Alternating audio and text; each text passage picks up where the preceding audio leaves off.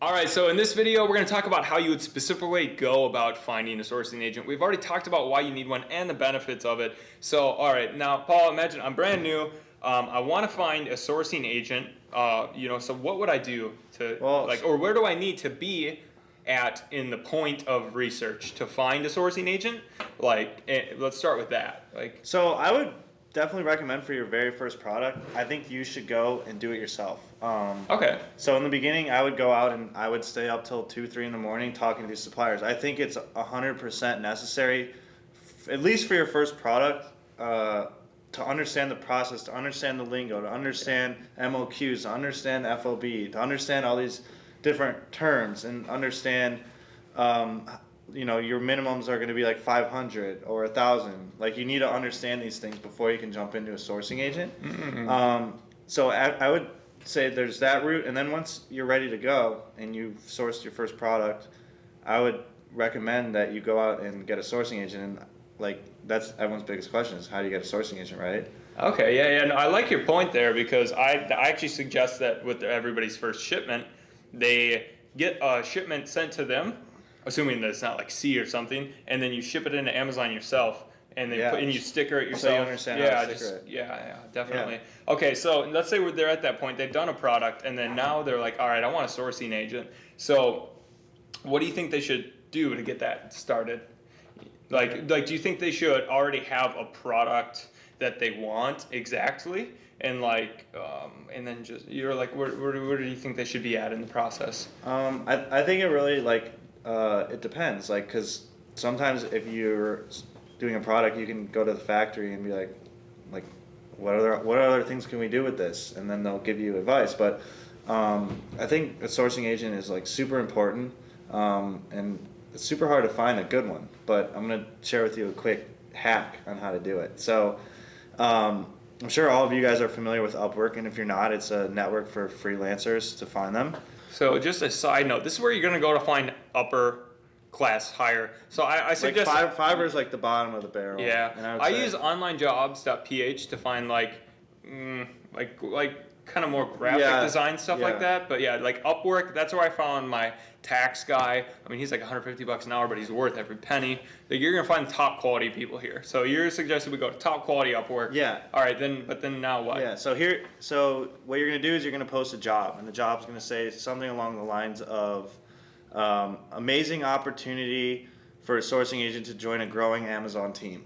You got to make it seem like you're a big company. So because then they're going to be more excited and they're going to be more willing to want to do this job for you. And so in the description, you're going to write, we're a large company that is adding many products per month, and we need to add another sourcing agent to our team. So they're going to read this and be like, oh my God, this is a great opportunity.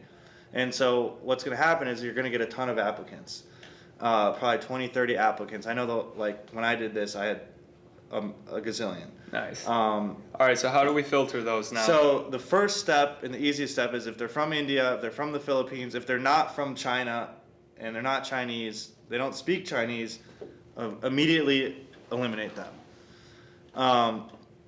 Next, what you're going to do is you're going to I would find the upper one of the things that people don't realize is if you go on to Upwork and it says okay, they're $20 per hour, but if you go to their job history, 9 times out of 10 they're charging $10 for that job.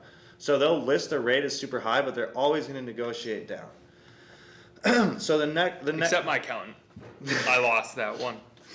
Go on. And so the next step after that is you're going let's say that you need to source binders. You already know what the binder is going to look like. You want it to be white, you want it to be blue on the inside, and you want it to be 3-inch rings. So what you're going to do is you're going to pick 5 people. I would talk to as many as you can. The ones that have really good feedback and the ones that are more expensive, I would talk to them first.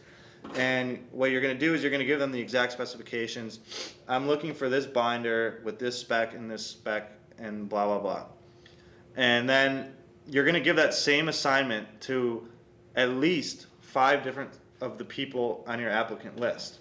And so what's going to happen is you're going to see how these different people work. The person that's going to be at $5 per hour versus a person that's $20 per hour they're going to probably use Trello or Asana, and they're going to have a job list, and they're going to keep it super organized. Versus the person that's $5, they're probably just going to hit you up on Skype or WeChat with like an update here and an update there, and it's going to be super unorganized, and you're going to see what you get for what you pay. Okay, so wait, the first filter is organization, kind of, so that's one, and then the other one is then what, like the results that they give you? Yeah, so what's going to happen next is there's always going to be trading companies. So we talked about trading companies yet? Yeah, we'll talk about it. If we haven't yet, we'll get to it, but yeah. So there's going to be trading companies and there's going to be factories. Obviously, the factory price is going to be better than the trading company price.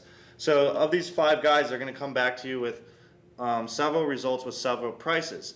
And what you want to do is you want to see, one, is there consistency with the factories that they're coming back to you with. If everyone's coming back to you with the same factory, then you know that maybe this is a big factory or something of that nature.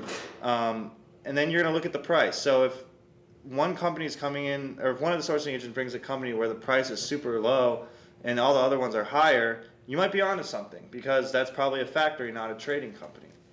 Okay, yeah, so, all right, so basically what you're saying then is judge the quality of their results then and the price. Right. And see who kind of gives us that best combo of the quality and the price. Yeah, and then if you want to take it a step further, so let's say they come to you, you find the one with the lowest price. Then what you can do is go back to those other sourcing agents that didn't come to that factory and say, hey, I found this factory that I liked a lot.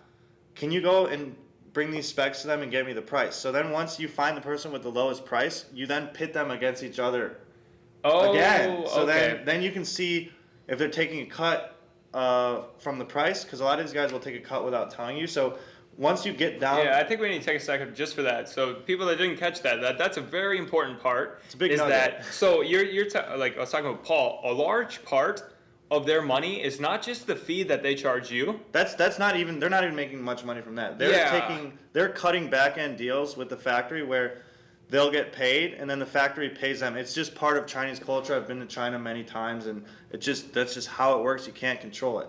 But there's some people that are more honest than others. And it's just the way of the business, and you just kind of have to go ahead and accept it. So the question isn't, are they getting a cut? The question is, how much of a cut are they taking? And are you still getting a good deal? Exactly. So once you find that lowest price factory, you're going to take it a step further, and you're going to take those 5 guys, and you're going to have them all reach out to that same factory with the same specs. So then if you have this guy, and they're all coming back to you, and they all have different pricing, but the price line negotiator, and 2, 1, if he's like the price line negotiator, and 2, if he's taking a big cut or not. Seriously, some of these guys are just really good at negotiating. Yeah, for sure. Okay, so great. So we've got price. So we go on Upwork, find these people, sort by price, see how well organized they are, and just the quality of the factories that they brought you, and then essentially you'll be able to make a good decision from there. Yeah, and one other quick tip is if you don't want to spend money on this and you want to like kind of hack your way through it, you can be like, this is just a test.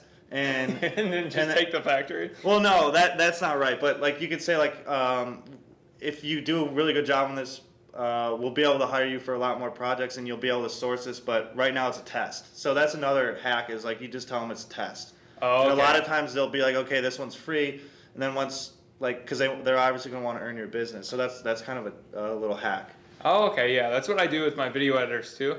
I give everybody a test job. I say, okay, all of you, here's the footage, here's my goals, test, let's see who is the best. Yeah, totally. Yeah, okay, I like that, sweet. All right, well now you know how to find a sourcing agent. All right, so we've explained how to go about finding a sourcing agent and what the benefits of them are, but just want to say something quick. This does not relieve you of all abilities, or this does not relieve you of all duties of the sourcing process, because you can't just use a sourcing agent and expect that they're going to do everything for you and you're going to get the same quality and everything. You're still going to need to have communication with them. You still have to make sure that everything's being done correctly. Essentially that sourcing agent is going to help you find. They'll help you find factories and communicate and negotiate with them as well. But you want to be in the process, okay? You want to get in those you want to be in those chats with them, potentially make a group chat with the factory, you and them. So essentially they're just kind of your assistant in the sourcing process. You want to have all the contracts. You need that relationship with the factory because in China, it's all built upon relationships. And if you want to negotiate better terms in the future or something, or what if your sourcing agent leaves or starts doing a poor job? Now, if you relied solely on them, you don't know what's going on. You don't know what the actual deals and everything that have been negotiated are. So you want to be in the loop on all of this and be in there. But essentially, they're an aid to you. They're not a replacement of you.